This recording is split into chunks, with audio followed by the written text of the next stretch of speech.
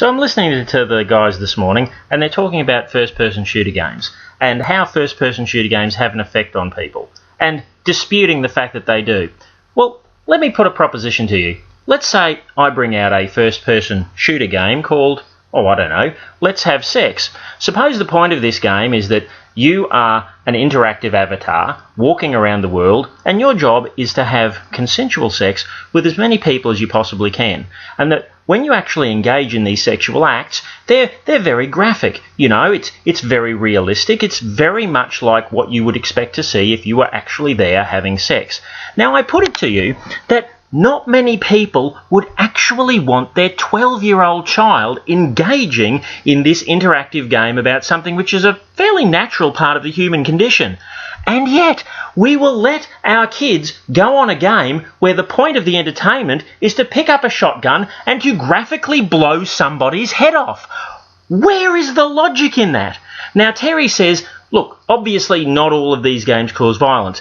Maybe that's true, but consider this. Let's say there's 20 million people in Australia, and 1 in 40 of those have played first-person shooter games. That's, 500,000 people. Now, let's further assume that 0.5% of the people who've played those first-person shooter games actually become significantly more violent because of it. That's only 0.5%, but it's still 2,500 people in our society who are now more violent because of these games.